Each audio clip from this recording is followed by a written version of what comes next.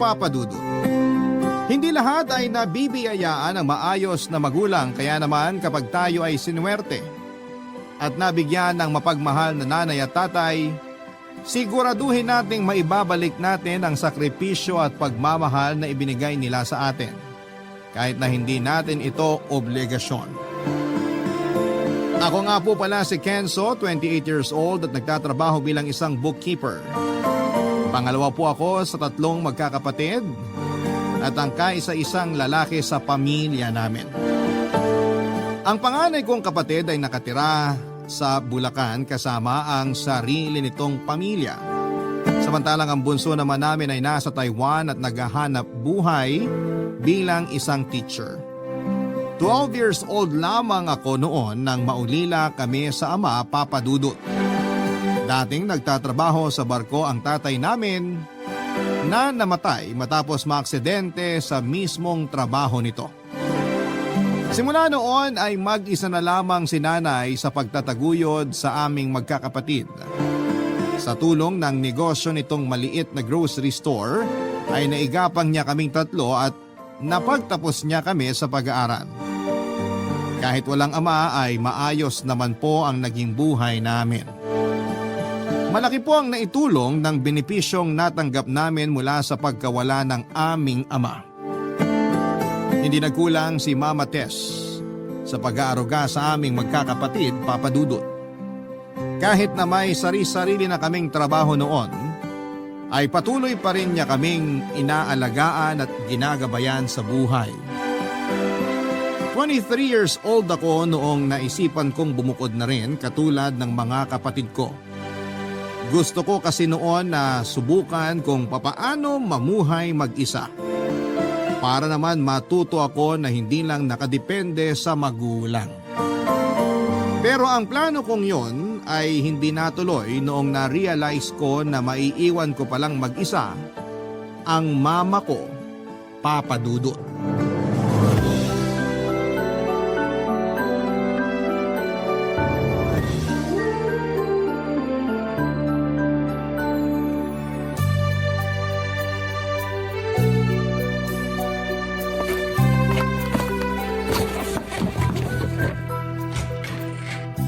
Anak, anong oras na? Hindi ka pa aalis?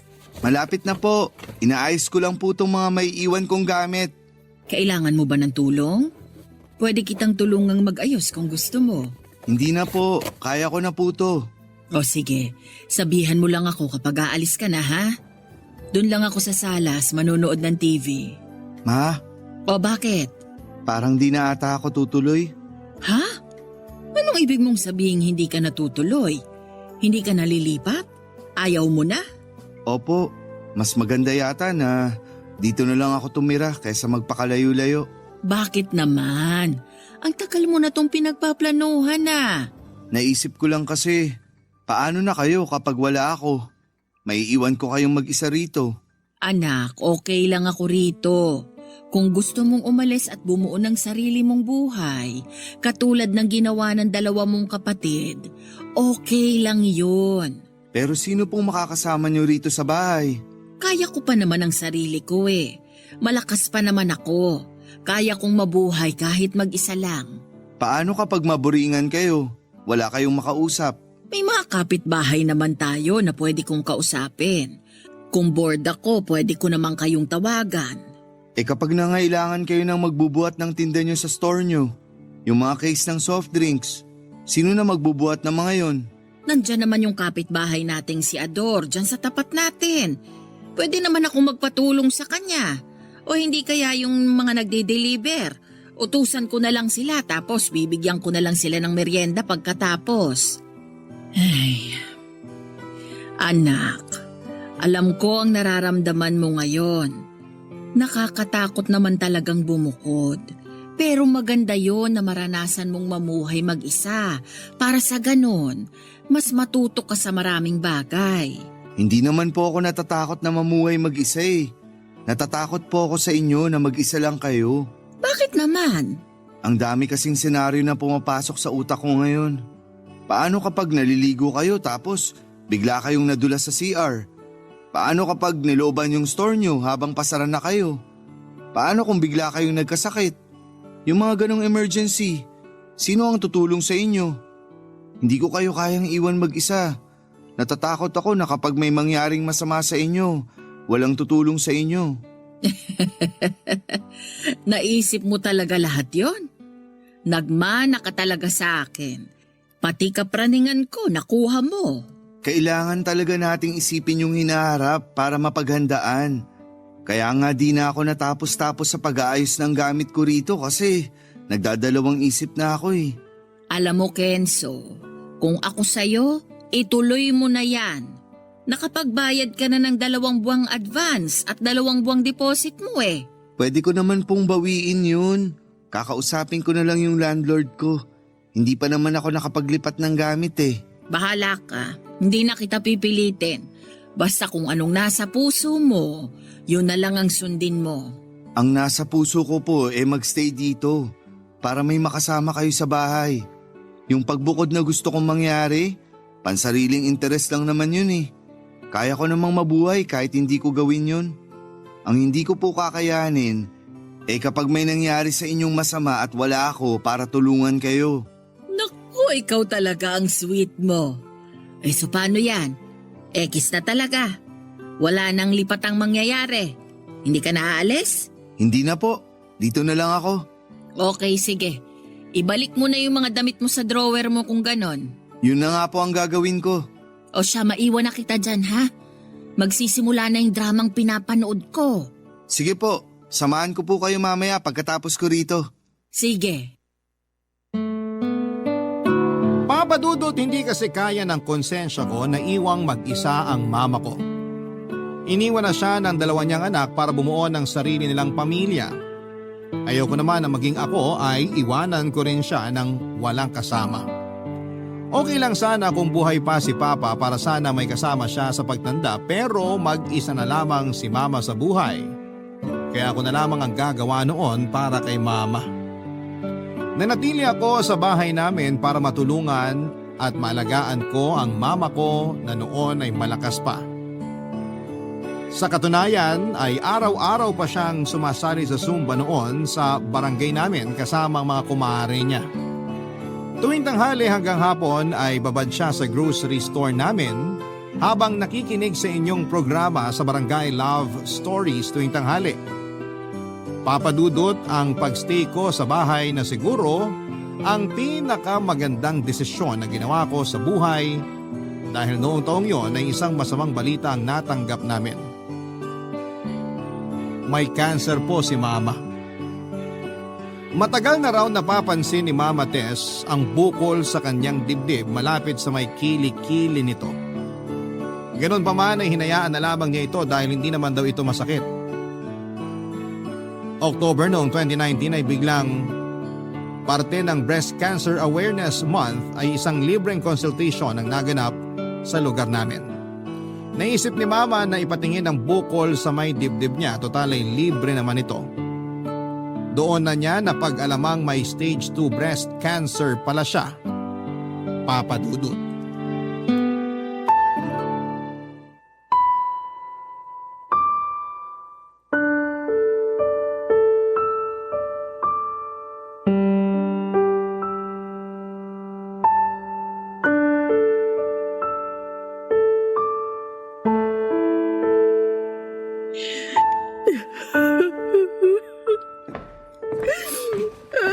Ma, bakit po kayo umiiyak?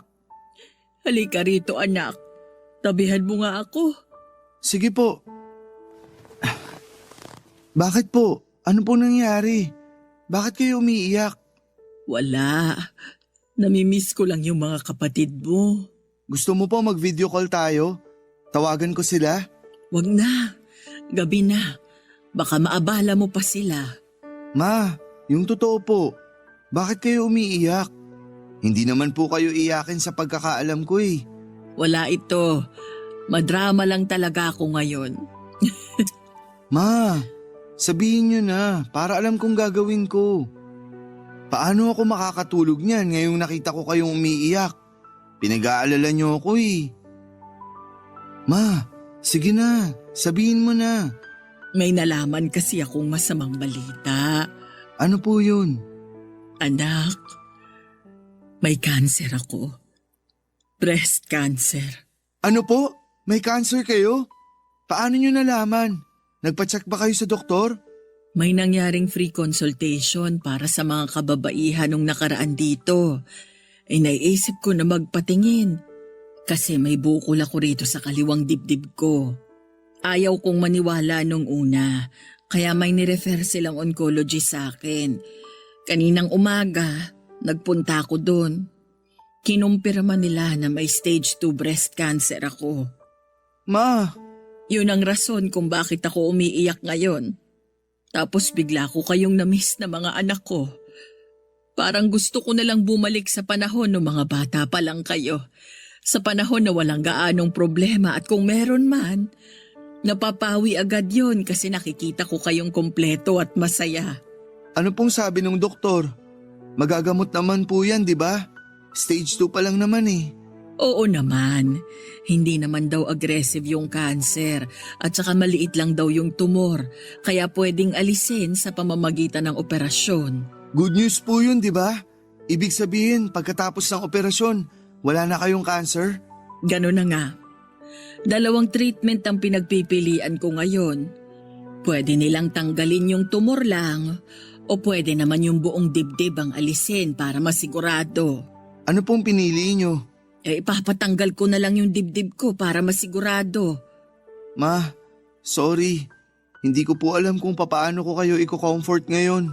Yung nandito ka pa lang sa tabi ko, malaking bagay na yon anak. Pwede ko po ba kayong mayakap? Oo naman. Halika rito. Kaya po natin to. Lalabanan po natin yung cancer nyo. Oo naman. Gagaling din ako in Jesus' name. Tama po. Manalangin lang tayo. Kakayahanin natin to. May bad news man tayong natanggap, may kasama rin naman tong good news. Alam na po ba to ng mga kapatid ko? Wala pang nakakaalam sa sakit ko. Ikaw pa lang ang pinagsabihan ko. Gusto niyo po bang ipaalam na natin sa kanila para masuportahan kanila? Wag muna. Ayoko silang mag-alala, lalo na yung kapatid mo na nasa Taiwan. Sige po, kayo na lang po ang bahalang magsabi sa kanila kapag ready na kayo. Salamat anak. Okay na ako. Medyo gumaan na yung pakiramdam ko ngayon. Alam niyo po kung ano pang mas magpapagaan sa loob niyo? Ano pa? Mainit na gatas. Sandali lang, ipagtitimpla ko kayo. Sandali. Bawal yata ang gata sa akin. Bawal po? Bakit? Nabasa ko sa internet na yung may mga breast cancer, kailangan daw munang umiwas sa dairy products tulad ng gatas. Ganun po ba?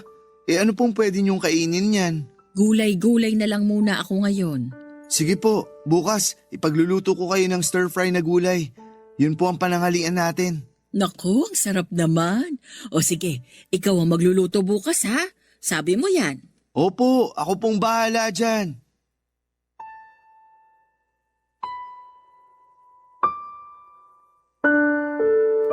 Papa Dudut, yun na nga po ang ginawa namin. Nagpa-schedule kami ng operasyon ni Mama para matanggal ang kaliwang dibdib nito. Sabi ni Mama ay mas sigurado raw na maaalis ang cancer kapag tinanggal ng buo ang dibdib niya kaya yon ang naging desisyon namin na gawin.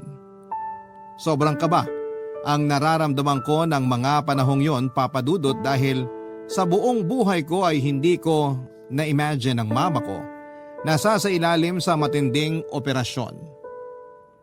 Naging successful naman po ang lahat at naalis ang bukol sa dibdib ni Mama at lahat kami ay nakahinga dahil ligtas na ang buhay nito.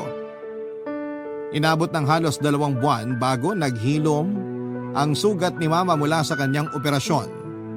Dahil sa nangyari ay umiwas muna siya sa mga mabibigat na gawain tulad ng pagbubuhat ng mga mabibigat na karton sa grocery, maging sa mga gawaing bahay na masyadong pisikal.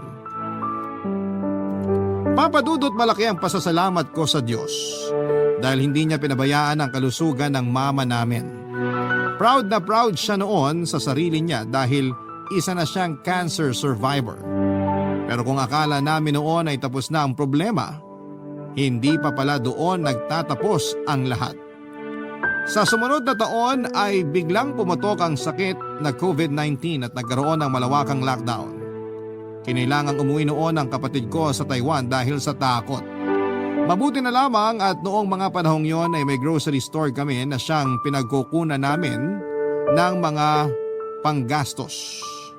Kahit pa paano ay mabilis din naman kaming nakarecover mula sa pandemic. Pero sa loob ng mga taon na nakakulong lamang kami sa bahay, ay hindi namin namamalaya na isang bagong cancer na naman pala ang na-develop, Papa Dudut, sa dibdib ni Mama Tess. Barangay Love Stories. Barangay Love Stories. Metastatic breast cancer daw ang tawag sa sakit ni Mama, Papa Dudut. Ang ibang tawag dito ay stage 4 cancer dahil kumalat na raw ang cancer sa iba't ibang parte ng katawan nito. Bukod sa kanang dibdib ay nagkaroon din ng tumor ang baga nito, pati na rin ang atay niya. Parang bumagsak ang mundo ko noong nalaman ko ang balitang ito, Papa Dudut. Agad napunta ang isipan ko sa maaaring kahinatnan ni Mama dahil sa sakit niya at ayokong mangyari yon, Papa Dudut. Gabi-gabi akong umiiyak noon habang nananalangin sa Panginoon na sana ay tulungan niya si Mama at bigyan pa ito ng mahabang buhay. Noong panahong yon ay pinilit ng bunso kong kapatid na bumalik sa abroad para makatulong sa pagpapagamot ni Mama. Agad sumailalim si Mama Tess sa treatment, nagpa-chemotherapy siya, radiotherapy at kung ano-ano pang therapy. Kailangan daw niya ang mga yon para mag-shrink ang tumor sa katawan ni Mama at para hindi na kumalat pa ang cancer. Papa Dudut, magastos ang naging treatment ni Mama at mabilis na naubos ang savings namin.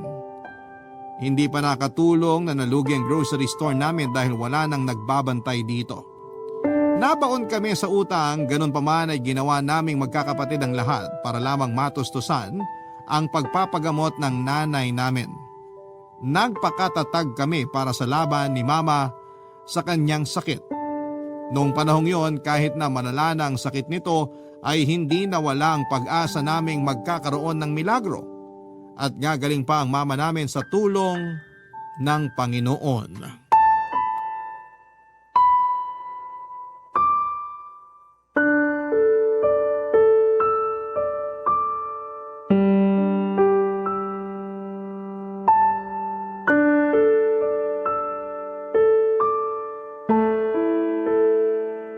Anak? Kenzo anak, nandiyan ka ba? Ma, nandito na po ako. Saglit lang, papunta na ako dyan.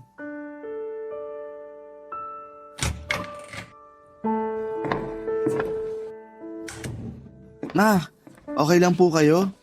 Oo, okay lang ako. Bakit niyo po ako tinawag? Gusto niyo na po bang kumain? Ipapainit ko po yung ulam natin kung gusto niyo. Hindi ako gutom. Ma, kailangan niyo pong kumain para lumakas kayo. Kaninang umaga pang walang laman yung tiyan niyo eh. Kahit anong pilit ko, ayaw pumasok ng pagkain sa lalamunan ko. Isusuka ko lang din yan. Sayang naman. Paano po kayo lalakas niyan kung walang sustansya yung katawan niyo? Hayaan mo na, baka sakaling bukas, gumanda-ganda na ang pakiramdam ko. Ganito talaga kapag katapos lang ng chemo session ko. Malala ang side effects. Para akong lantang gulay. Bigyan mo lang ako ng ilang araw para makarecover. Tubig po gusto niyo? Salamat, pero katatapos ko lang uminom. Pinatawag kita rito kasi gusto kong magpatulong. Para saan po? Dumating na ba yung clipper na pina-order ko online? Eto po, sakto. Kararating lang kanina bago ako pumasok dito sa kwarto niyo. Tinanggal ko na rin sa mismong box niya. Bakit po pala kayo nagpa-order ng pang-shave ng buhok? Tulungan mo akong magpakalbo. Po? Naglalagas na tong buhok ko dahil sa chemo. Ang pangit tignan, para akong mangkukulam sa itsura ko. Kalbo na tong tuktok ko tapos ang nipis ng buhok ko. Mas maganda na tanggalin na lang natin lahat para magandang tignan. Sigurado po kayo? Oo naman. Sige po, sandali lang po.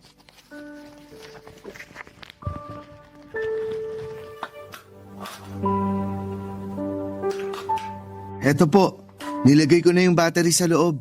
Sure na ba talaga kayo? Gusto niyo talagang magpakalbo? Oo, wala nang atrasan to. Tulungan mo akong tumayo. Doon tayo sa harap ng salamin. Sige po.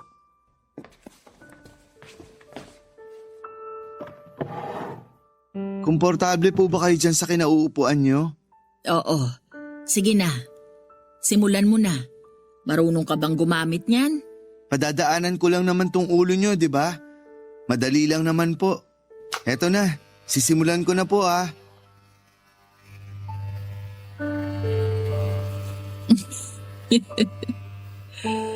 Never pumasok sa isip ko na darating din pala ang araw na mararanasan kong maging kalbo.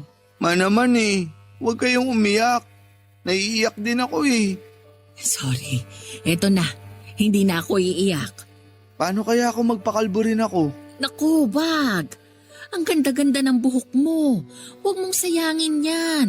Mas pogi ka kapag may buhok. Ayaw niyo po ba? Wag na. Magmumukha tayong monghe niyan kapag pareho tayong kalbo. Anak, Po. paano kung tumigil na lang ako sa pagpapakimo? Ha? Bakit naman po? Di pwede. Paano kayo gagaling niyan? Ang gastos eh. Hindi naman tayo mayaman para sumailalim sa mga therapy na yan. Ayokong mabaon tayo sa utang. Kami na pong magkakapatid ang bahala dyan. Huwag niyo na pong alalahanin yung gastos. Hindi pwede yun. Kailangan ninyong mag-ipon para sa mga future ninyo. Huwag niyo na akong pag-aksayahan ng pera. Si mama naman kung ano-ano pinagsasasabi. Hindi naman pag-aaksaya itong ginagawa namin para sa'yo eh. Akala mo hindi ko napapansin na gabi-gabi kang nagkukwenta ng mga gastusin natin sa ospital? Hindi po yung gastos natin ang kinikwenta ko. Para sa mga kliyente ko yung gabi-gabi kong ginagawa. Bookkeeper ako eh. Huwag mo na akong lokohin, Kenzo. Alam kong nabibigatan na kayo dito sa pagpapagamot ko. Medyo mabigat nga po pero nagagawa naman namin ang paraan kahit papano. Ma, paano kaya kung magpatulong na lang kaya tayo kay tita sa Amerika? Yan ang wag na wag ninyong gagawin. Alam niyong ugali ng kapatid kong yun. Sinabi niyo na ba sa kanya ang totoo? Hindi po. Hindi pa po niya alam. Huwag kayong hihingi ng tulong sa kanya. Tsaka nyo na lang siya balitaan kapag patay na ako. Ma naman eh. Huwag na nating pag-usapan yan. Sige po, sorry. O ayan, tapos na. Ano pong masasabi niyo sa new look niyo? Bagay ko din naman pala maging kalbo.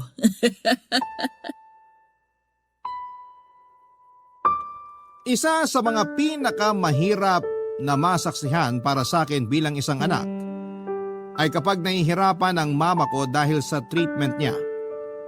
Malaki ang naitulong ng treatment ni mama para mapigilan ang pagkalat ng cancer sa katawan niya. Pero kasabay nito ay ang mga side effect sa mga therapy na pinagdadaanan niya. Nalagas ang buhok nito na wala ang gana niyang kumain nang hina siya at mabilis na namayat. Paborito niyang pagkain noon ang paksiw at kahit yon ay hindi niya magawang tikman. Nang mga panahong yon ay aaminin kong nasagad na talaga ang ipon kong pera. Sinubukan kong buksang muli ang grocery store namin sa tulong ng mga loan. Maliban dito ay naghanap din ako ng racket para kumita ng pandagdag sa gastusin namin. Nagpatulong na rin kami sa mga NGO at gobyerno at thankful naman po ako sa mga tumulong sa amin noon. Hindi kami pinabayaan ng mga kapatid ko dahil maging sila ay ginawa rin ang lahat para makatulong. Paminsan-minsan ay dumadalaw sa bahay ang kapatid ko na nasa Bulacan para siya ang magbantay kay mama kapag nasa trabaho ako. Papadudot lumaban kami bilang isang buong pamilya para kay mama. Pero kahit gaano pa namin kagustong lumaban noon ay unti-unti na rin kaming nawala ng pag-asa. Noong napansin ni mama ang mga paghihirap naming magkakapatid, ay siya na mismo ang nagdesisyon na itigil na ang treatment niya, Papa Dudut.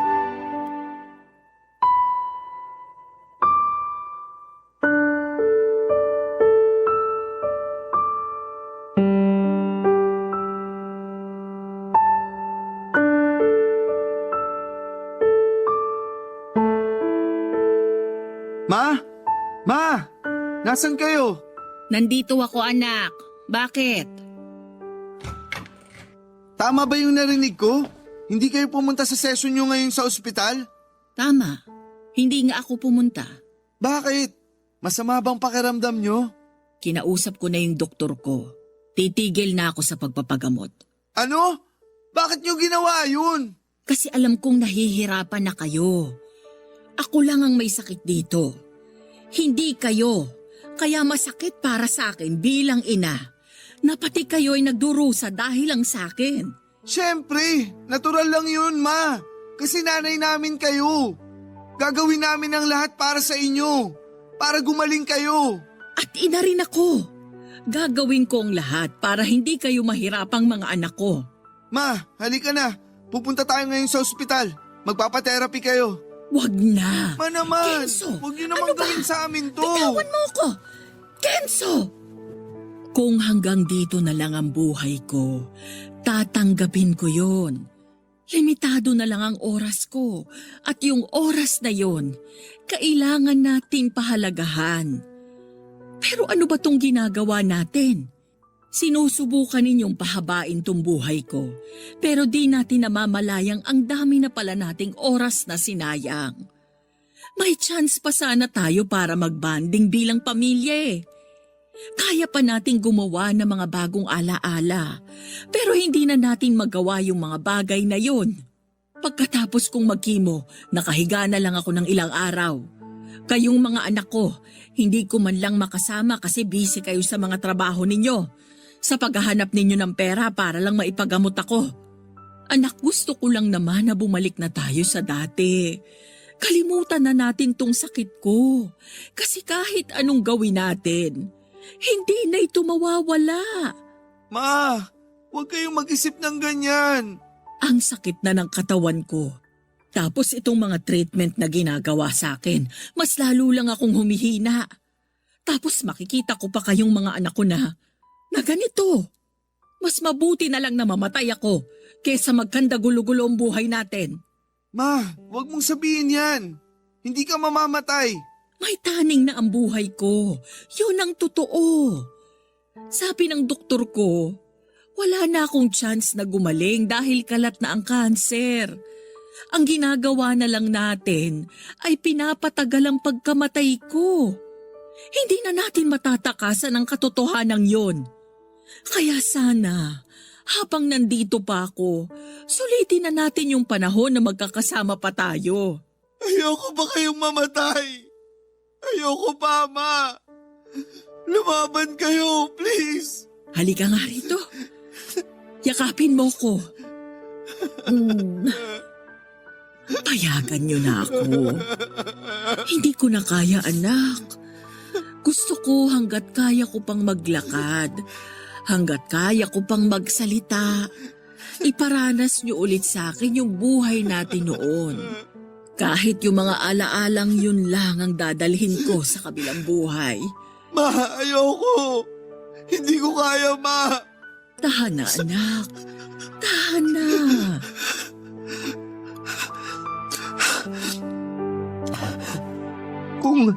Kung hindi namin kayo masuportahan sa pagpapagamot nyo, kahit ito na lang ang pwede namin gawin sa inyo. Ano yun? May nabasa akong ganitong libro nung nag-aaral pa ako. Bibigyan namin kayo ng 100 kahilingan. Natutuparin namin magkakapatid sa abot ng aming makakaya. Bago nyo kami iwan. Gusto ko yan. Magandang ideya yan. Pwede pa tayong magsimula ngayon? Sige po. Ano pong magiging unang hiling nyo? Ano nga bang maganda? Sandali. Mag-iisip muna ako. Alam ko na. Gusto ko ng...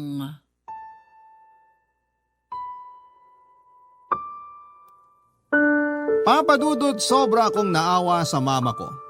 Hindi ko alam na hirap na pala siya. Nakita ko ang lungkot sa mga mata niya na parabang tinatanggap na niya ang kapalaran niya. Wala na ako nagawa kundi ang sundin ang gusto niya at siya na mismo ang sumuko At gaano man namin gustong ipaglaban pa ang buhay niya ay gusto naming irespeto ang kahilingan niya. Para makabawi at mapagaan ang buhay ni Mama ay isang pakulo ang naisip ko para sa kanya. Binigyan ko siya ng 100 kahilingan. Kung si Jeannie ay may 3 kahilingan na tinutupad sa mga tao, ako ay 100 hiling ang tutuparin ko para kay Mama. Fried chicken ang pinakaunang hiling sa akin ni Mama Papadudut. Homemade na manok, walang breadcrumbs, at tanging harina at itlog lang ang gusto niyang breading nito katulad ng niluluto sa kanila ng nanay nila noong bata pa lamang siya. Humiling din siya ng 1 buong chocolate cake kahit na walang okasyon. Saka na lang daw kasi siya nakakatikim ng cake tuwing birthday o Pasko. Hiniling din niya na samahan ko siyang panoorin ng mga bago at lumang K-drama buong maghapon. At yun na nga po ang ginawa namin, Papa Dudut. Sa mga sumunod na buwan ay wala akong ginawa kundi ang ibigay ang lahat ng kahilingan ni Mama sa kanyang mga huling sandali. Papa Dudut. Barangay Love Stories. Barangay Love Stories. Noong nalaman ng mga kapatid ko ang ginawa ko para kay Mama ay hindi sila nagdalawang isip na sumali. Nariyan na sinurpresa siya ng mga apo niya dahil hiling din niya na makasama ang mga bata. Isa sa mga pinakaunang hiling ni Mama na nahirapan kaming tuparin ay noong hiniling niyang makita si Alden Richards. Sobrang fan po kasi si Mama ni Alden simula nung Aldab days pa niya. Isa siya sa mga sumusubaybay sa kalye-serye nila noon.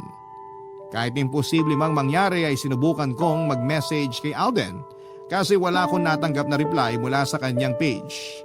Nagbabaka sakali din ako sa mga event niya pero sa dami ng fans niya ay nahirapan akong sumingit kahit sa backstage man lang.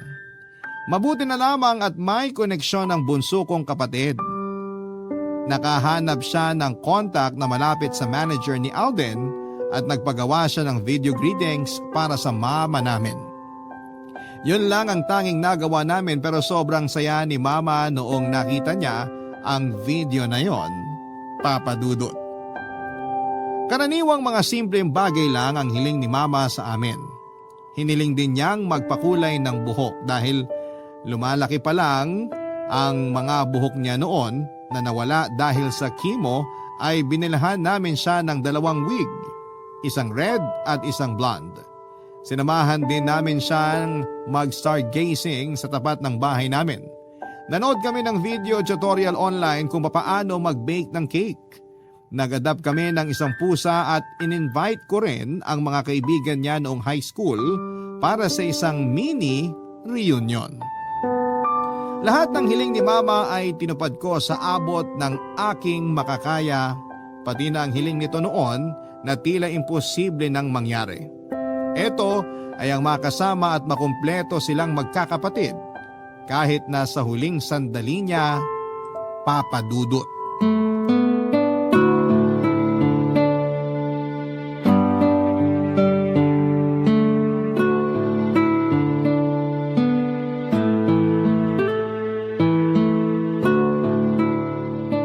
Anak, Ma, bakit po?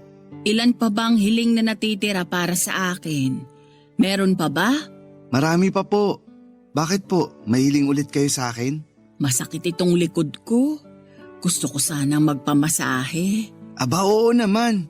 Yun lang naman pala eh. Ano bang gusto nyo? Full body massage? Mula ulo hanggang paa? Kahit itong likod at braso na lang para naman makapag-relax ako. O sige po, talikod po kayo. Di nyo alam, secret talent ko ang magmasahe. Talaga ba? Oo naman. Stay put lang po kayo dyan. Ako nang bahala sa inyo. Sige nga. May future ka nga. Bakit hindi ka naging massage therapist?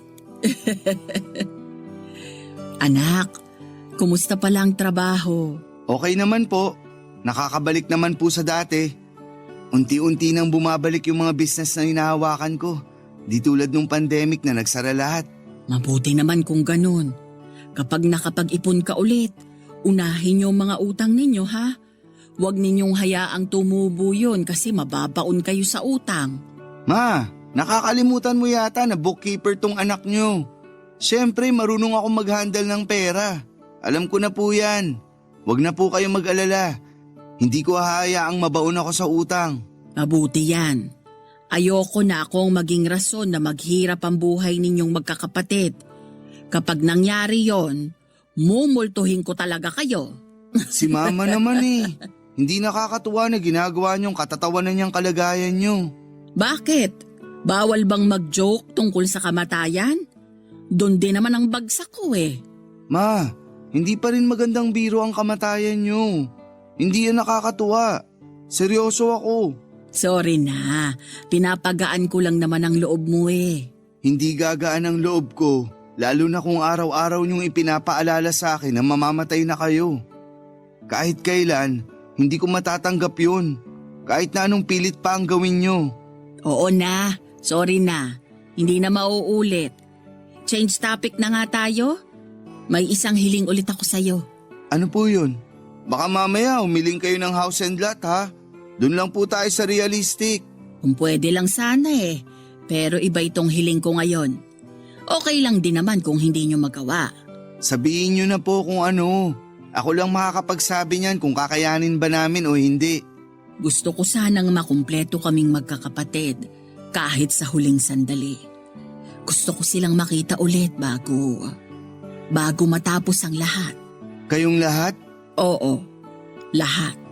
Sina ate at kuya. Gusto ko ulit silang makita at makasama. Pati si tita sa Amerika? Oo, pati siya.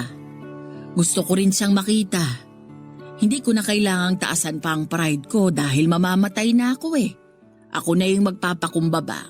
Ma, pwede ba kahit ngayon lang? Alisin muna natin sa bokabularyo natin yung salitang kamatayan. Nakakasira ng mood eh. Ay, nabanggit ko na naman ba? Sorry na. Ayoko muna makarinig ng salitang kamatayan o anumang related dyan. Alam ko na kung ano ang mangyayari. Di na natin kailangang ipaalala pa. Hayaan nyo na lang muna ako maging delusional dahil yun na lang ang tanging nakapagpapangiti sa akin ngayon sa sitwasyon natin. O sige, burado na sa utak ko yung salitang yon. Good. Hayaan nyo. Kakausapin ko mga kapatid ko para makapagplano kami. Salamat anak. Para sa inyo ma, gagawin namin ang lahat. Papadudot 4 ang kapatid ni Mama Tess at siya ang bunso.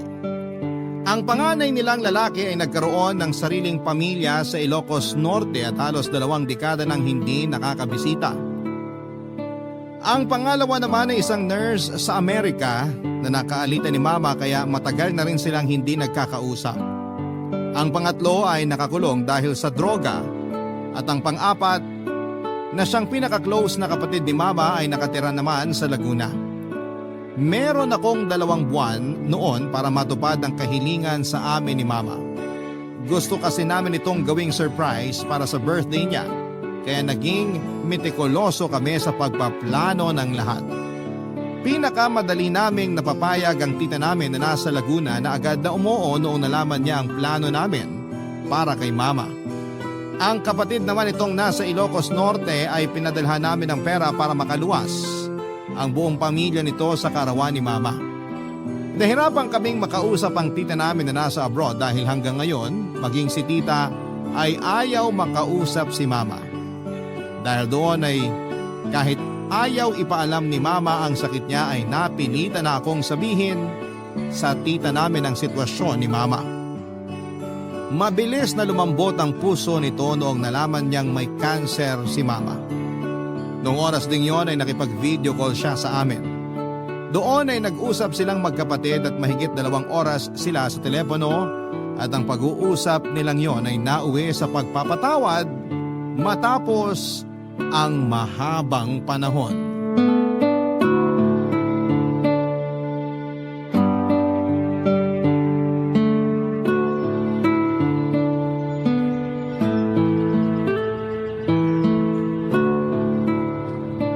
Dapat ganito po lagi.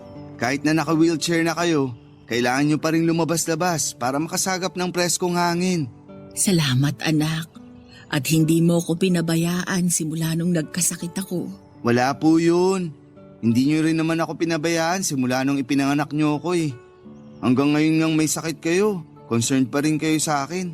Ganon talaga siguro kapag ina. Kahit nasa bingit na ng kamatayan, mga anak pa rin ang iniisip. Huwag po kayong mag-alala.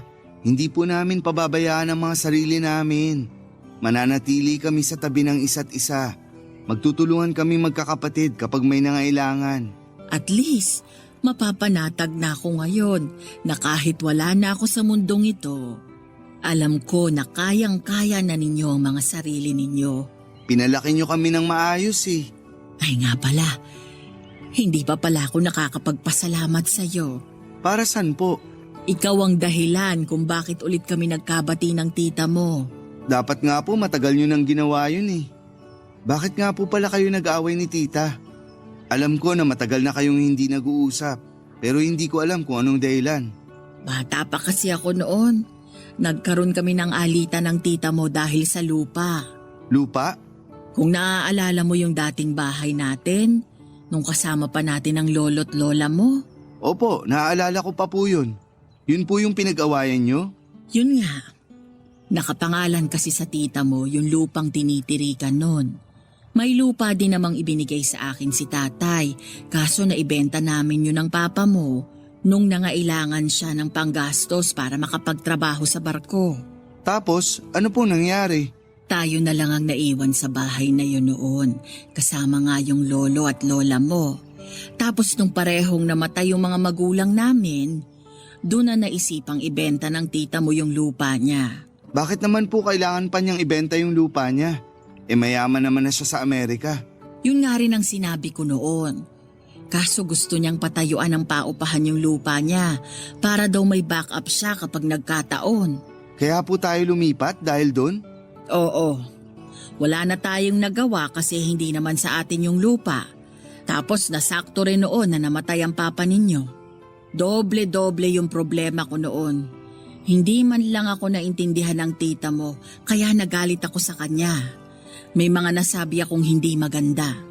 Simula noon, hindi na kami nag-usap. Grabe naman pala yung nangyari sa atin noon. Bata ka pa kasi noon kaya siguro hindi mo na naaalala. Pero hayaan mo na. May rason din naman siguro yung tita mo kung bakit niya nagawa yon. Baka nga. Basta ang mahalaga po ngayon, nagkabati na kayo sa wakas. Past is past na. Tama ka. Kaya nga excited na ako sa birthday ko eh. Kasi sa wakas, makukompleto na ulit kami. Ako rin po excited na. Hindi lang kayong magkakapatid ang makukompleto, pati rin kami. First time yata na mabubuo tayong magkakamag-anak. Oo nga eh. Kaya nga naisip ko na sa birthday ko, doon ko na lang sasabihin sa inyo yung huling hiling ko. Huling hiling? May 3 pa kayong natitirang hiling ah. May 3 pa ba? Sige, ubusin na natin yung mga hiling na yan. Tapos yung pang 100 hiling ko, sa birthday ko na ninyo malalaman. Sobrang saya ko noon nung naging successful ang inihanda naming birthday party para kay mama. Talagang pinaghandaan namin ito dahil baka yun na po ang maging huling celebration nito para sa kanyang kaarawan. Isang buwang nagbakasyon ng kapatid ni mama na nasa abroad kasama ang mga anak nito. Pareho ding lumuwas ang 2 pa nilang kapatid mula sa Laguna at Ilocos Norte para makumpleto sila. Ang araw na yon na siguro ang hindi makakalimutan. Hindi ko makakalimutan kahit kailan dahil matapos ang mahabang paghihirap ay first time ko na lang ulit nakita si mama na sobrang saya. Pagkatapos ng party ay binisita nilang 4 ang kapatid nilang nasa kulungan. Doon na po natupad ang kahilingan ni mama na mabuong muli silang magkakapatid sa huling sandali. Papadudot nagalok din noon si tita na suportahan si mama sa kanyang treatment. Siya raw ang gagastos nito basta ba magpa-therapy daw ulit si mama pero hindi na po siya pumayag. Kapag ginawa raw niya yon ay mas lalo lamang niyang pinatatagal ang pagdurusa ng katawan niya. Hindi na raw kasi niya kaya ang sakit na nararamdaman niya at ayaw din niyang makita ang mga mahal niya na nagdurusa dahil lamang sa kanya. Nang mga panahong yon ay mahina na po si Mama, naka-wheelchair na siya at wala ng lakas ang katawan nito. Tanggap na namin lahat kung ano ang mangyayari at tanging magagawa na lang namin ay ang maghintay. Papa Dudut, ang pinakahuling wish sa amin ni Mama ay gusto na raw niyang makita at makasamang muli si Papa. Bilang pang-100 hiling ay gusto niyang pakawalan na namin siya. Noong sumunod na taon ay mabilis na ginupo si Mama ng kanyang sakit hanggang sa binawian na po siya ng buhay. Masakit, mawalan ng ina. Pero kahit papaano ay nakakatuwang isipin na pareho na ngayong magkasama ang mga magulang namin sa langit.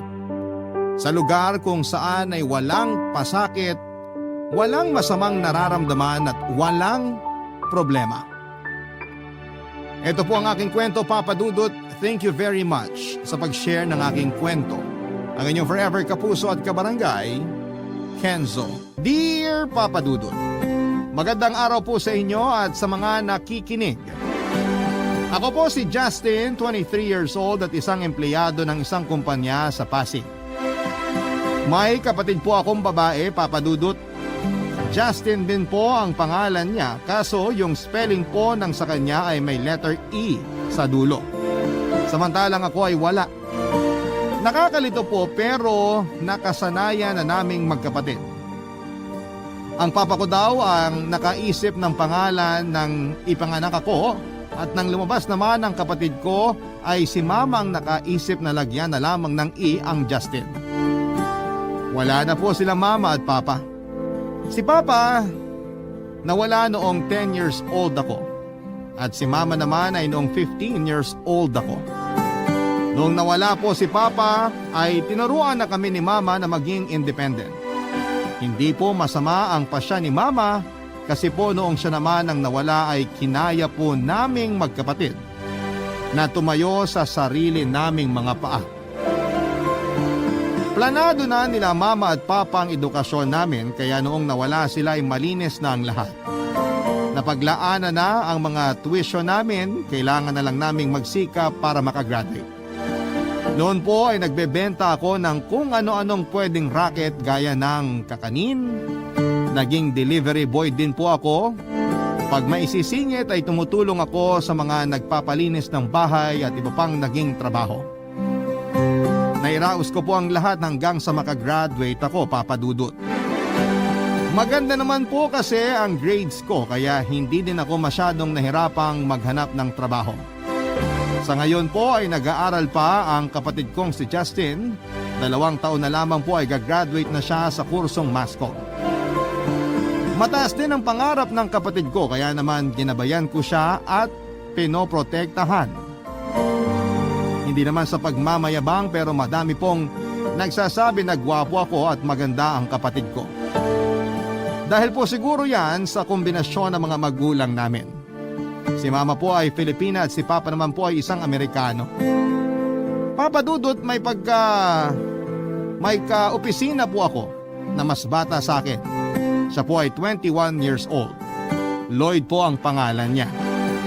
Mag-iisang taon pa lamang po siya sa opisina pero naging close po kami. Hindi ko po alam kung bakit ako naging open sa kanya tungkol sa mga problema ko at ganoon din po siya sa akin. Gaya po namin ang kapatid kong si Justin ay wala po kaming nililihim sa isa't isa. Maliban po sa isang bagay na hindi ko sinasabi sa kanya.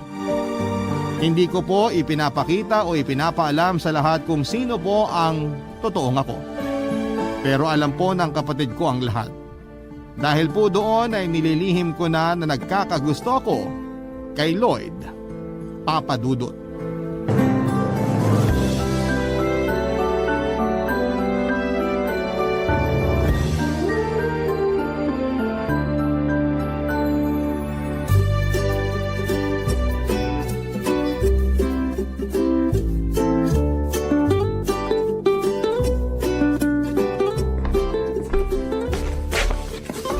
Good morning, pogi kong kuya. Oh, ano yan? Ang alin? Yang arte mo. Arte? Uy, kilalang kilala na kita. Kaya wag mo akong artehan ng ganyan. Kuya naman. May kasalanan ka ba o may hihingin? Wala ah. Walang ano. Wala kang kasalanan o wala kang hihingin? Both. Justin naman. Ako na ang nagpalaki sa'yo. Etsusin mo pa ako. Nakakainis ka kuya. Masama bang maglambing? Okay, sige. Di sorry. Ang lakas mo kasing magkape. Ayan tuloy, nagiging nerbyoso ka. Teka, anong oras na? Bakit nandito ka pa? Anong oras ang klase mo? Ikaw kuya, bakit nandito ka pa? Anong sinasabi mo? Natural, Sabado ngayon wala akong pasok. Saint! Wag mo nga akong sagutin ng mga millennial terms na yan. Ay, one-sided. Anong one-sided? Hindi ako pwede mag-millennial term pero ikaw pwede mag-linggo. Bunganga mo nga. Tayo lang naman nandito eh. Kahit na, baka masanay ka. Pag nasa labas tayo, baka akala mo tayo lang dalawa. Kuya naman, patawa. Huy, hindi imposible yun. Kuya, question. Ano yun? Noon pa man alam ko na hindi ka straight. Natural, alam mo noon pa. Ikaw lang naman ang pinagsabihan ko. Sila mama at papa ba alam yan? Siyempre hindi. Bago nawala si Papa, hindi ko pa nararamdaman to. Pero parang may tanong ako sa sarili ko noon pa. Nung na-confirm ko na, kumukuha ako ng timing kung paano ko sasabihin kay Mama. Kaso nawala rin siya. Pero siguradong alam na nila ngayon. Hindi ba mahirap? Alin, ang maging kuya mo? Mahirap. Kuya naman eh. Siya ring lang. Ano ba kasing mahirap yung tinatanong mo? Yan, yung pagtatago at pinipigilan ng sarili. Sa totoo lang, hindi ko naiisip yan. Basta ang alam ko, kilala ko ang sarili ko at kilala mo ako. Sapat na sa akin yun. Eh kuya, Ano? paano kung... wala ka bang... Ano to, fill in the blanks? Ayusin mo nga yung tanong mo. Wala ka bang nagugustuhan? Girl? Girl or boy? Girl, wala. Pero maraming nagpapabebe sa akin. Anong ginagawa mo? Siyempre sinasakyan ko lang. Pinapaasa mo? Bunganga mo talaga. Hindi.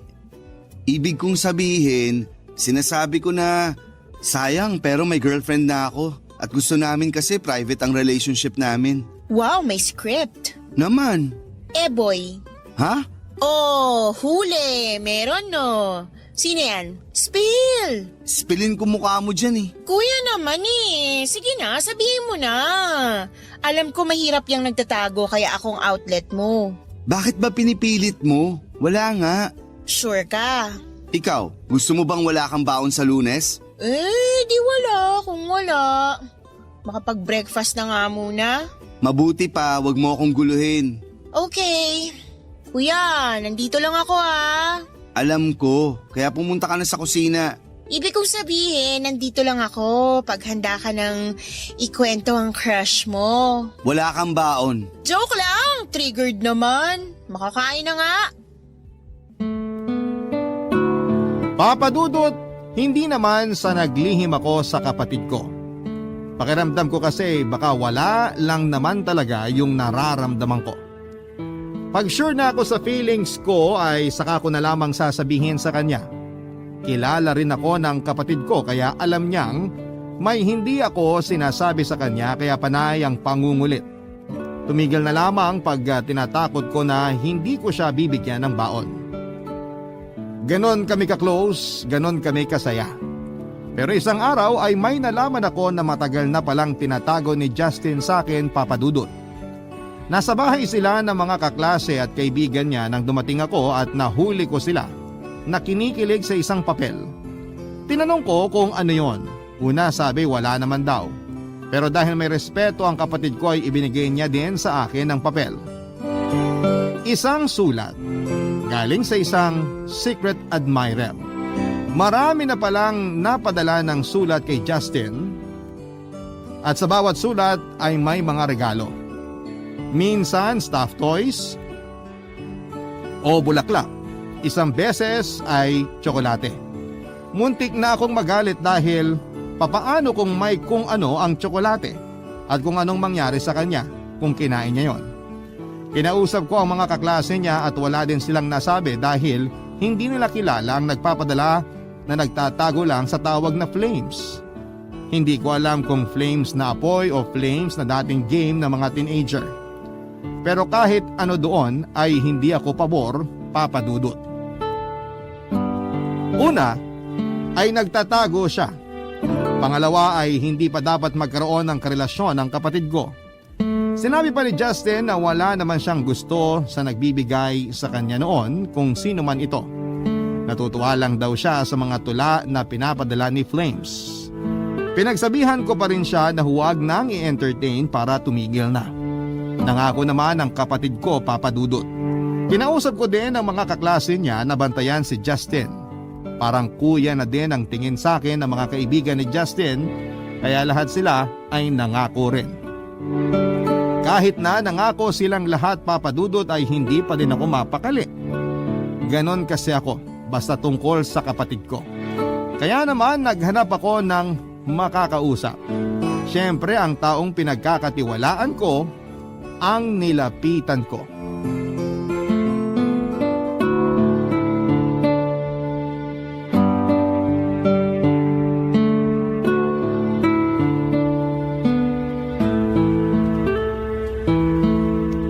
Oh, shot! Salamat ha. Anong salamat? Kanina pa tayo nandito, ang tagal mo naman magkwento. Magkwento? Bakit ka ba nagpapasalamat kanina? Sa pagsama dito ngayon. Oh, kaya nga. Ibig sabihin may problema. Bakit naman problema ka agad ang naisip mo? Pare, unang-una, hindi ka naman mahilig uminom. Pangalawa, nung huling nagyaya kang uminom, may problema ka sa opisina. Predictable ba ako? Hindi naman. Close lang tayo kaya alam ko. Close? Oo, tayo lang naman ang close ng ganito sa opisina eh. Oo nga. Bakit? Ha? Kasi Ano? Kasi Huy, bakit hindi mo masabi? Simple lang naman ang tanong ko. Bakit kinagyayang uminom? ito bang pagyaya kong uminom? Oo, bakit? Ano bang akala mo? Wala. Anong wala? Alam mo, nagtatampo na ako ha. Ano, iinom ba tayo ng hindi nag-uusap? Uy, hindi naman. Oh, ano yung akala mong tinatanong ko kanina? Kala ko tinatanong mo kung bakit tayo close. Itatanong pa ba yan? Kasi mahal natin ang isa't isa. Mahal? Oo, hindi na tayo iba sa isa't isa. Magkadikit ng bituka natin sa dami ng alam natin sa isa't isa. Oo nga. Lloyd, Oh, may tanong ako. nagpapaalam pa? Nag-uusap nga tayo, di ba? Ano yon?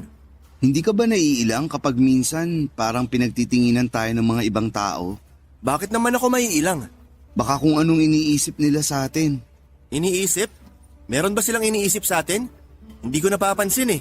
Alam mo naman dito, pag magkasama at sobrang close ng dalawang lalaki, pinag-iisipan na may relasyon. Meron naman talaga. Relasyon ng pagiging magkaibigan. Tsaka kung ano man ang iniisip nila, hayaan mo sila. Bakit ka magpapaapekto? Sino ba yung nag-iisip niyan? Bukas hahalikan kita sa harap niya para mamatay siya sa inggit. Puro ka naman biro. Hindi biro yun. Kaya kong gawin yun para lang masopla ko sila. Tama na nga yan. Okay, kalimutan natin ang mga marites at balik na tayo sa'yo. Anong problema? Yung kapatid ko kasi, may secret admirer. Oh, natural naman yun. Maganda ang kapatid mo. Ikaw ba, wala ka naging secret admirer? Ha? Wala. Ay nako, naglilihim ka. Lihim? Wala. Wala akong nililihim. So may secret admirer ka. Wag nga ako ang pag-usapan natin. Ano bang gagawin ko sa secret admirer ng kapatid ko? Kilala mo ba siya? Hindi. Secret admirer nga eh. Mismo. Hindi mo siya kilala kaya paano mo siya kukomprontahin? Pero yun nga ang nakakatakot. Hindi mo kilala ang kaaway mo. Kaaway agad? Baka naman mabuting tao siya. Ginajudge mo agad. Basta, natatakot lang ako. Alam mo, sapat naman ang pag-aalaga mo sa kapatid mo kaya wala kang dapat ikatakot. Anong gagawin ko? I-guide mo lang siya. Paano? Kuya ka, alam mo kung paano. Pero wag mo naman siyang masyadong higpitan. Kawawa din naman yung kapatid mo pag masyadong nasakal. Uy, ano at natahimik ka? Salamat sa pagpapagaan ng loob ko. Oh, shot na!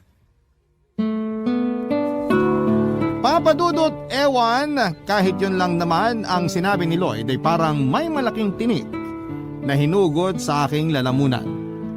Sandali kong nakalimutan ang tungkol sa secret admirer ni Justin.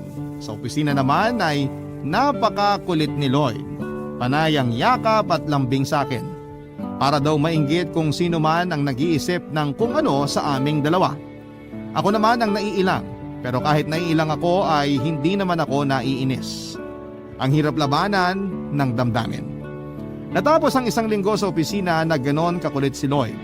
Dinadaan ko na lamang sa tawa ang lahat, Papa Dudut. Araw ng linggo, nagaya siyang mag-basketball kami.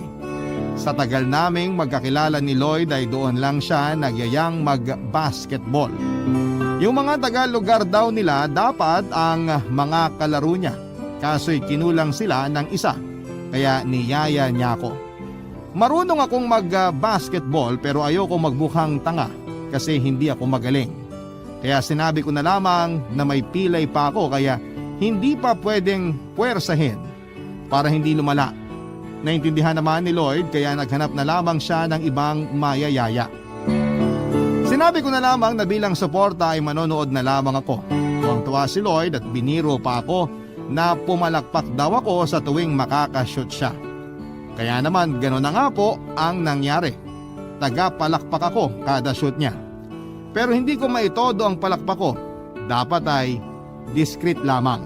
Kasi baka magmukha akong cheering squad kapag tinodo ko. Magaling si Lloyd maglaro, Papa Dudut, kaya lalo akong nanliit at iniisip na paano kung naglaro ako. Magmumukha lang akong ewan sa court. Pero Papa Dudut, habang pinapanood ko si Lloyd, ay nagkakaroon ako ng lakas ng loob na sabihin sa kanya ang totoong nararamdaman ko para sa kanya. Sa tingin ko naman, sa sobrang close namin ay maiintindihan niya ako. Kahit na hindi naman ako sigurado sa magiging reaksyon niya, ay hindi ko naisip na magagalit siya at lalayo. Ang sa akin lang naman ay nakakahiya din kay Lloyd na may tinatago ako sa pagitan naming dalawa.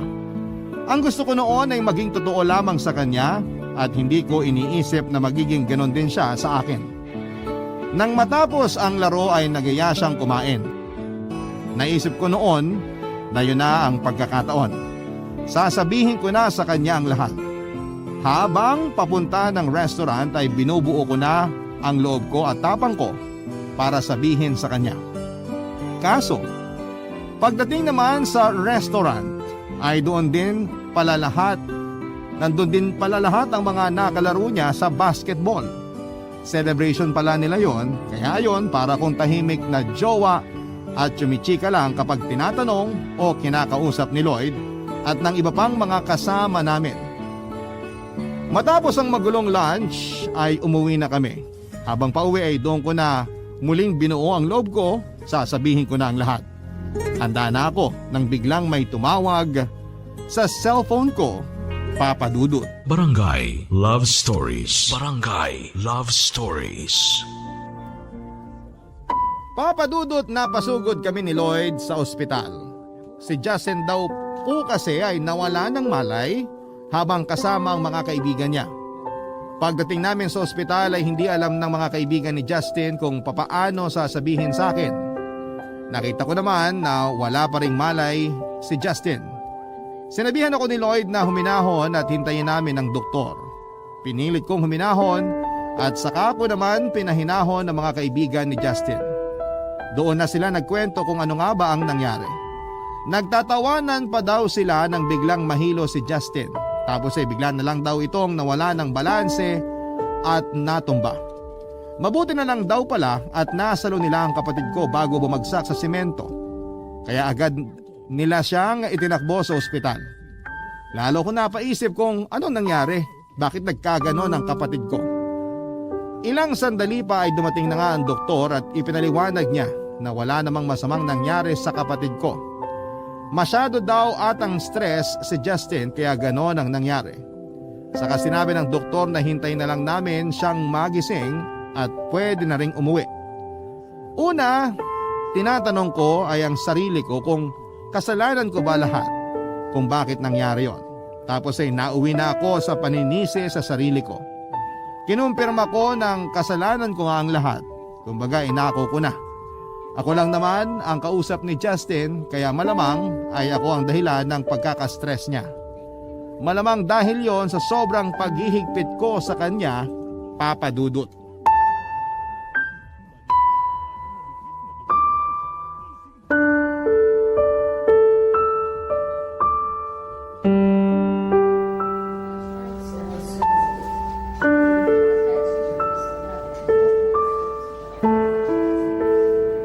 Justin! Kuya! Ano ba nangyari sa'yo? Patawarin mo ako. Ha? Huwag ka na sanang sumama ang loob. Kuya! Bakit? Anong gusto mo? Kuya, ano ba nangyayari sa'yo? Ha? Wala. Ikaw, anong nangyari sa'yo? Ayos naman ako. Anong ayos? Nasa ospital ka. Nawalan ka ng malay tao. Hindi ko alam ang nangyari. Magkakausap lang kami tapos nahihilo ako tapos wala na akong maalala. May masakit ba sa'yo? Wala naman. Nawala na din ang hilo ko. Wala ka bang nararamdaman? Sabihin mo na agad. Huwag ka nang maglihim. Kuya, wala naman akong ililihim sa'yo. Sigurado ka bang wala kang nararamdaman? Kuya, Ano yun? doktor ka na ba ngayon? Nagbibiro ka pa? Nawalan ka na nga ng malay tao? Sorry, kuya. Anong sorry? Ako ang dapat humingi ng tawad sa'yo. Bakit? Gustong sabihin ng kuya mo na hindi ka na niya paghihigpitan. Ha? Totoo ba, kuya? Oo. Hindi na siya nagagalit na may secret admirer ka. Hindi naman ako galit. Kaya basta magsasabi ka lang palagi sa kuya mo, yun lang ang gusto niya. Hindi ka na niya hihigpitan kasi nasa tamang edad ka na. Sinabi ko ba yun? Totoo ba yun, kuya? Oo, kausap ko siya, yun ang sabi niya. Pero Kaya magpagaling ka na, Justin, para hindi na nag-aalala ang kuya mo. Oo, kuya. Magpapagaling na ako. Huwag ka nang ma-stress. Well, hindi ka na may stress kasi hindi na nga maghihigpit ng sobra ang kuya mo, di ba? ha? Oo. Pero kuya, hindi naman ako na-stress sa paghihigpit mo eh. Ha? Anong ibig mong sabihin? May iba ka pang iniisip? Oo, kuya. Ano yun? Yung mga finals ko, tsaka mga projects. Hindi ka na-stress sa paghihigpit ko? Hindi. Alam ko naman na para sa kabutihan ko lang yun. Pero kahit ganon, hindi ka na din paghihigpitan ng kuya mo kung may pumorma sa'yo. Ay hindi. Kuya, akala ko kanina sabi mo okay lang. Oo nga, Ikaw nagsabi nun, hindi naman ako. pero sinabi mo yun, di ba? Sinabi mo sa akin. Oo nga. So, ano kuya, maghihigpit o hindi na maghihigpit? Hindi na maghihigpit. Maghihigpit pa rin. Ibig mo sabihin hindi totoo sinabi mo kay Lloyd? Oo nga, niloloko mo lang pala ako? Hindi ganun. Ang ibig kong sabihin, maghihigpit pa rin ako pero hindi na masyado. Okay na ako sa hindi masyado. O aminin mo, nakadagdag sa stress mo sa eskwelahan niyang paghihigpit sa'yo, di ba? Huy, bakit parang dinidiin mo ko? Joke lang, ikaw naman. Mabuti pa umuwi na tayo. Magmerienda tayo, sagot ko. Teka, nasa labas pala ang mga kaibigan mo. Nandyan pa sila? Isama natin sila sa treat ko para makapagkwentuhan tayo. Wow, galante ah. Yung lunch kasi kanina, wala akong nilabas na pera. Binayaran na pala nung isang kasama natin. Kaya may panglibre ako. Kaya tara na.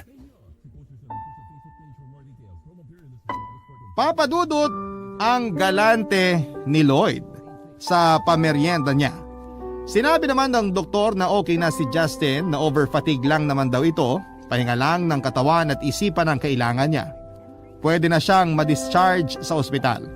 Kaya ang lakas ng kain ni Justin sa treat ni Lloyd mukhang nagbabawi. Masigla din po ito na parang walang nangyari. Matapos ang masayang pamerienda ay umuwi na kami. Hinatid kami ni Lloyd sa bahay. Si Justin ay pinagpahinga ko na kaagad para makabawi ang katawan niya sa pagod. Naging maayos naman siya mula noon pero may napansin ako mula noong na-ospital si Justin. Hindi na nagpapadala ng regalo ang secret admirer niya. Doble saya ako noon. Una ay maayos na si Justin at pangalawa ay wala nang asungot na nagbibigay naman ng stress sa akin. Pero isang beses ay may narinig ako na usapan nila Justin at ng mga kaibigan niya tungkol sa secret admirer ng kapatid ko. Nangihinayang daw sila. Si Justin naman alam kong nalungkot sa nangyari pero pinipigilan niya na mahalata ko yon. Pero ramdam ko naman. Habang nag-uusap sila tungkol sa lalaking yon ay bigla akong nagpakita sa kanila. Kitang-kita sa mga mukha nila ang gulat na may kahalong takot. Akala nila ay magagalit ako pero ang ginawa ko ay nginitian ko lamang sila at saka dumaan palampas sa kanila. Kahit naman pag-usapan nila yung admirer ng kapatid ko at sabihin nila ang panghihinayang nila. Ang importante sa akin ay tumigil na ang secret admirer na yon sa pagbibigay ng sulat at ng kung ano-ano kay Justin. Kaya isa na lamang siyang ala-ala sa kapatid ko at sa mga kaibigan niya.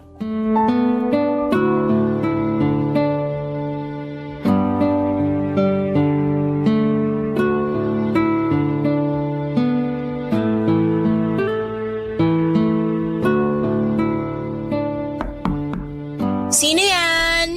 Justin?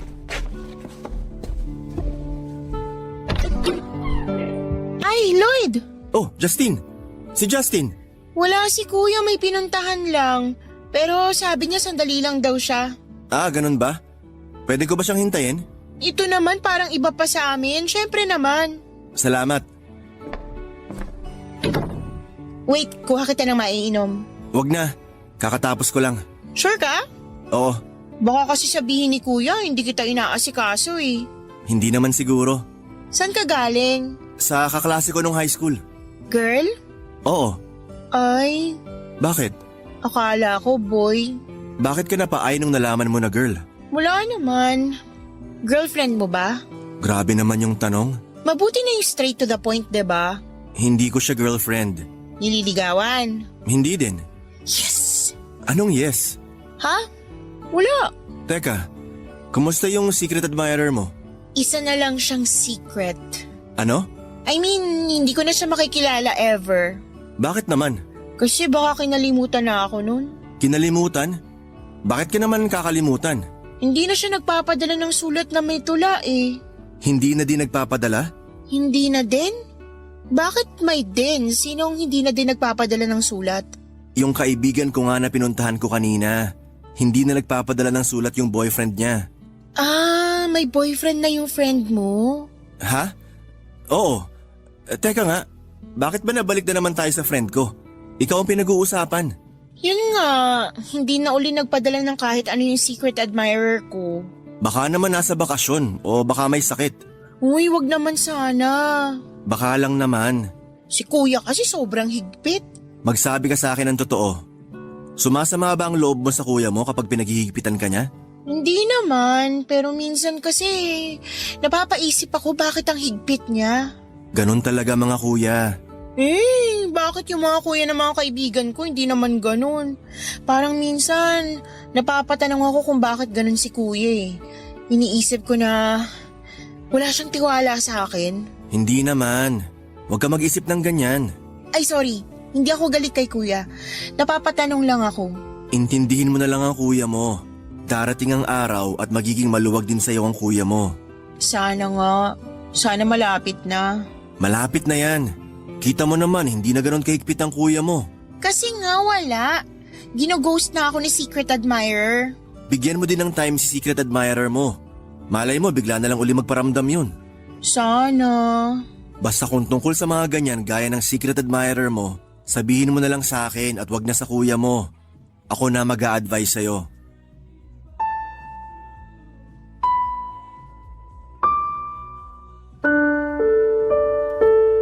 Papadudot nagkataon na hindi nailak ni Justin ang pintuan noong papasukin niya si Lloyd sa loob ng bahay.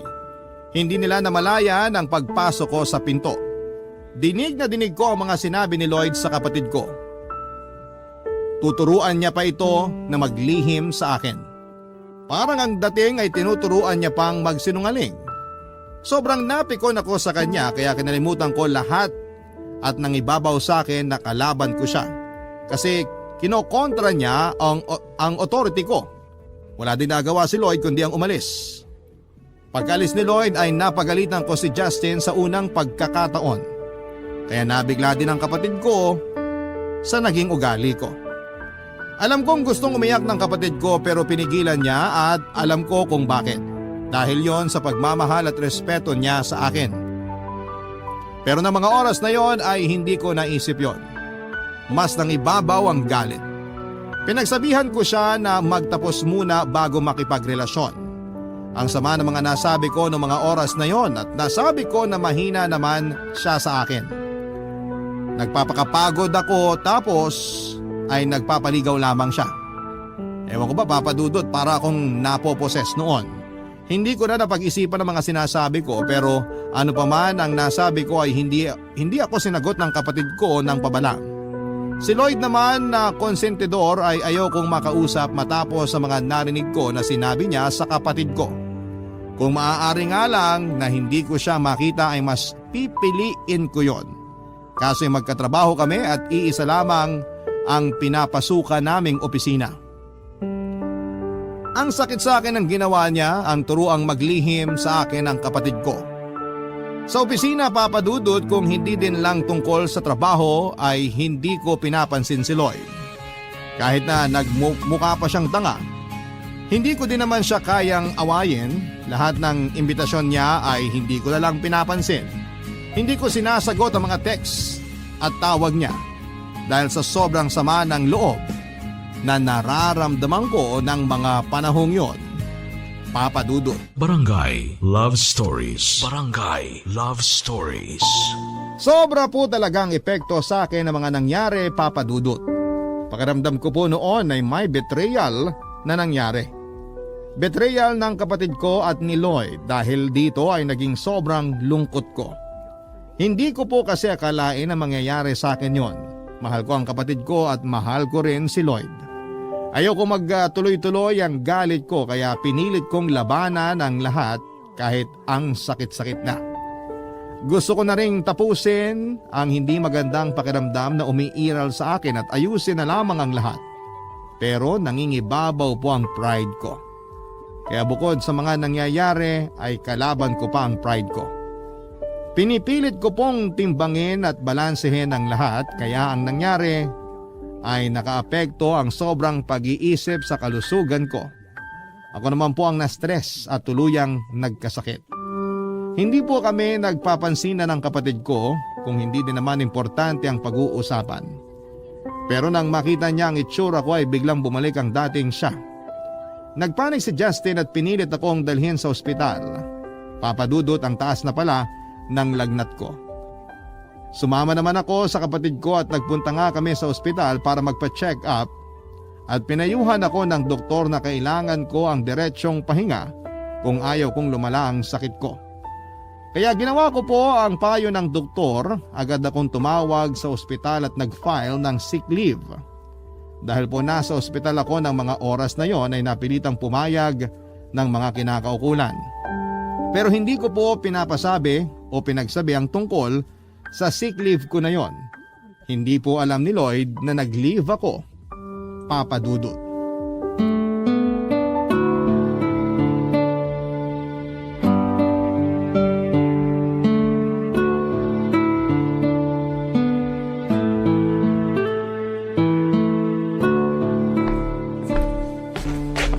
Kuya, uminom ka muna. Salamat. May kailangan ka pa? Wala na. Gusto mo ikuha kita na makakain? Hindi na. Giniginaw ka ba? Gusto mo ng kumot? Ang init-init eh. Kung may nararamdaman ka, tara na, punta na tayo sa ospital. May nararamdaman ako. Ha? Ano yun? May masakit ba sa'yo? Wala. Anong nararamdaman mo? Ramdam ko na naaaligaga ka. Huminahon ka nga. Baka mamaya ikaw naman ang mapagod dyan. Alam mo naman na magkapatid tayong overfatigin. Ayoko kasing may mangyari sa'yo. Alam ko. At ayoko din na may mangyari sa'yo. Kaya mag-relax ka nga. Huwag kang mag-sorry. Wala kang kasalanan. Kuya, wala din kasalanan si Lloyd. Anong ibig mong sabihin? Hindi mo kasi narinig yung buong usapan namin eh. Yung huli na lang ang narinig mo kaya iba na yung pagkakaintindi mo. Kuya, walang masamang intensyon si Lloyd. Hindi niya sinabing paglihiman kita. Ang sinabi niya, wag na kitang bigyan ng problema. Makinig na lang daw ako sa'yo dahil sa kabutihan ko lang naman ang gusto mo. Sinabi niya para wag ka na ma-stress. Sa kanya na lang ako magkwento at papayuhan din niya ako. Pero hindi para kontrahin ang sinabi mo. Totoo ba yan? Oo, kuya. Ang sama ko pala. Hindi, kuya. Hindi mo naman alam eh. Yun na nga. Sana inalam ko muna bago ako nagalit. Hindi naman galit sa'yo si Lloyd. Kita mo nga, sige pa din siya ng pagme-message at tawag sa'yo kahit hindi ka sumasagot. Nahihiya ako dahil sa nagawa ko. Mabait si Lloyd, kuya. Alam ko. Pero dahil sa maling paratang ko, hindi ko na inalala kung anong klaseng tao siya. Inisip ko masama siya. Pero kahit kailan wala naman nagawang mali sa akin si Lloyd. Oo, kuya. Concerned lang pala siya sa'yo. Sa akin. Sa ating dalawa. Naiiya ako sa kanya. Kausapin mo na siya, kuya. Hindi ko alam. Mahal ko si Lloyd pero bakit ko nagawa yun? Akong dahilan, kuya. Dahil sa akin, kaya wag mo sisihin ang sarili mo. Akong sisihin mo. Justine, patawarin mo ako sa mga shortcomings ko ha. Kaya ka nga nagagalit sa akin kasi sobrang mahal mo ko. Kaya alam kong mahal mo din si Lloyd ng sobra kaya naaway mo siya. Wala na ata akong mukhang maihaharap sa kanya. Kuya, yung mukhang yan ang dapat ihinaharap. Nakakainis ka. Nakukuha mo pa talagang magpatawa? Natatawa ka naman eh. Hindi ah. Kitang-kita, kuya. Kaya wag ka nang magmaang-maangan. Kaya kausapin mo na si Lloyd. Hindi mo pa ako napapatawad sa sobrang kaigpitan ko. Kalimutan mo na yun, kuya. Gusto kong marinig na pinapatawad mo na ako. Kuya naman eh, wala ka namang kasalanan. Matatahimik ako pag narinig ko ang pagpapatawad mo. Kuya naman eh, sige na. Kahit kailan hindi ako nagalit sa'yo. May tanong ako pero hindi ako nagalit. Ikaw lang ang nag-iisang kuya ko, no? Kaya mahal na mahal kita. Salamat, Justine. Ako naman ang patawarin mo. Saan? Sa pagbibigay ng konsumisyon sa'yo mula noon. O siya, pinapatawad na kita kung ano man yung akala mo na maling nagawa mo. Nandito lang ako lagi para sa'yo. Salamat, kuya. Oh, magkakaiyakan pa tayo niyan eh. Ikaw nga dyan ang umiiyak eh. Huwag ka mag-deny. Ayan oh, kitang-kita ang luha mo. Oo na, kasi naman eh. Hindi na mauulit ang nangyari sa atin. Hindi na ako magagalit sa'yo kahit kailan. O, sino yan?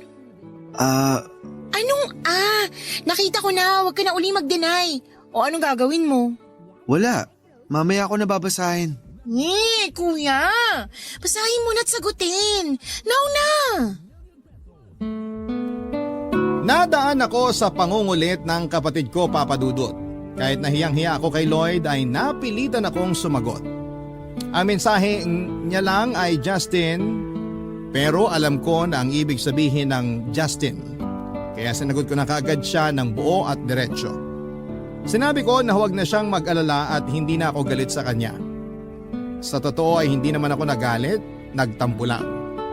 Sinabi ko na alam ko na ang lahat ng mga nangyari, na alam ko na ang kumpletong detalye ng usapan nila ni Justin. Kaya huwag na siyang mag-alala, Papa Dudut. Nagsorry din ako dahil sa kaipalan ko. Tinanggap ko lahat ng pagkakamali ko kasi si Lloyd naman yon. Nung paghawak ko pa lamang ng cellphone ko ay nawala na rin ang hiya ko. Diniretso ko lahat ng pagkakamali ko pero hindi ko madiretso ang totoong feelings ko para sa kanya. Doon ako humina. Pagkalapag ko ng phone ko matapos kong mag-reply ay tumawag kaagad si Lloyd. Nabasa niya ang mahabang mensahe ko ng ganong kabilis. Kung mabilis siyang magbasa ay mas mabilis kong sinagot ang cellphone ko nang makita ang picture niya nang mag-ring ito. Doon niya lang nalaman ang dahilan ng leave ko. Nalaman niya na nagkasakit pala ako kaya dali-dali siyang pumunta sa bahay pagkalabas niya ng opisina. Alala siya kaya sobrang kinikilig naman ako deep inside. Gusto ko na sanang sabihin ang true feelings ko sa kanya. Kaya lang naisip ko naman na baka pag nalaman niya At hindi niya gusto ay siya naman ang biglang umiwas. Hindi ko pa kaya na mangyari yon, kaya kinimkim ko na naman ang damdamin na nais kong sabihin. Sobrang pag-aalaga ang ginawa nila ni Justin sa akin, kaya naman mabilis na bumuti ang pakiramdam ko.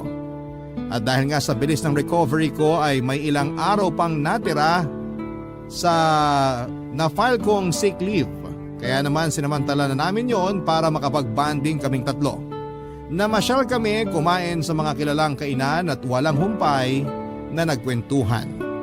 Isang araw wala namang kaming usapan ni Lloyd ay parang nakita ko siya na pumasok ng gate namin. Sinilip ko para makasigurado at kitang-kita ko na may iniwan siyang isang kahon sa tapat ng pinto namin, Papa Dudut.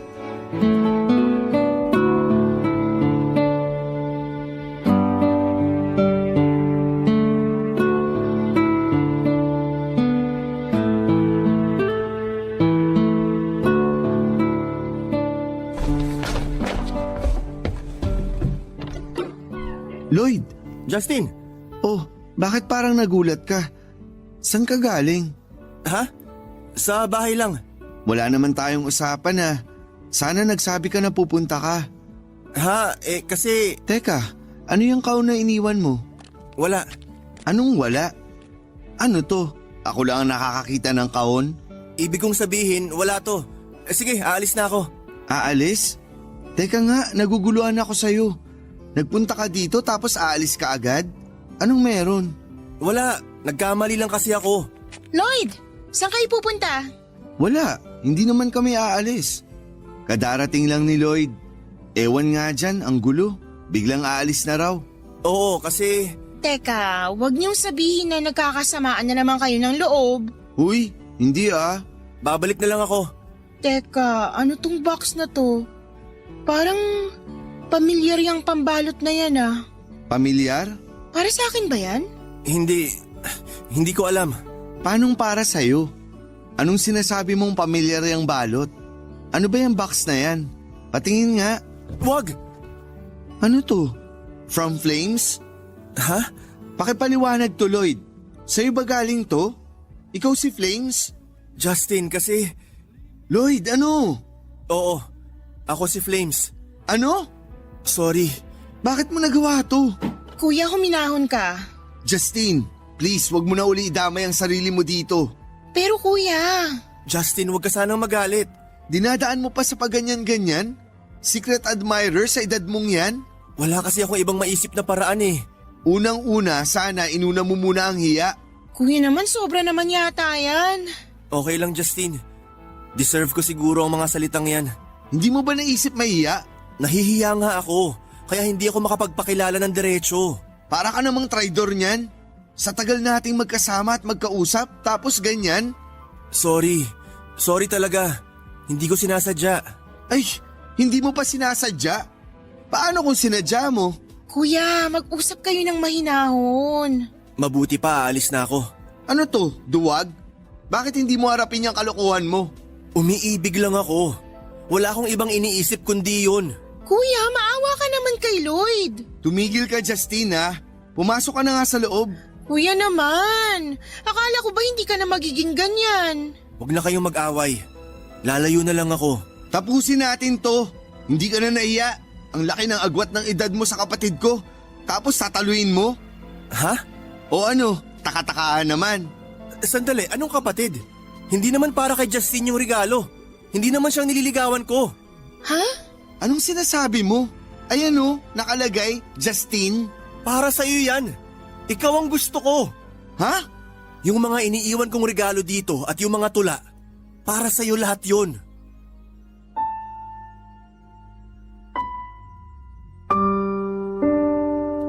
Papadudot dahil sa isang sulat ay nagkaroon ng mistaken identity. Ang akala pala ni Lloyd na spelling ng pangalan ko ay Justin with an E. Kaya naman akala ng kapatid ko ay sa kanya ang mga regalo. Hindi naman sumama ang loob ng kapatid ko sa mga nalaman niya. Sa halip ay natawa pa siya. Kasi ang dami nangyari tapos ay mali lang pala ang akala ng lahat. Masaya din si Justin para sa aming dalawa ni Lloyd. Nakakaloka, Papa Dudut. Nahirapan pa akong magtapat nung una, ang totoo naman pala ay ganon din ang nararamdaman sa akin ni Lloyd. Hindi ko kasi naisip na pareho kami. Kung sa bagay, yun din naman ang sinabi ni Lloyd na hindi niya naisip na pareho nga kami. Ganon din siya, sobrang mahal niya ako. Kahit na hindi raw ako magkagusto sa kanya, basta wag lang daw akong magalit. Gusto niya lang na masabi ang nilalaman ng dibdib niya. Mag-iisang taon na kami ni Lloyd, ngayong gagraduate na si Justin, ay nagsabi ang kapatid ko na kapag kumikita na siya ng sarili niyang pera, ay magpapatayo daw siya ng tiny house sa tabi ng bahay namin para doon na lamang siya at masolo na namin ni Lloyd ang isa't isa. Sinabi ko na tutulong ako sa gastos. At least, umalis man sa bahay ang kapatid ko, ay katabi ko pa rin siya at nasa isang bakuran lamang kami.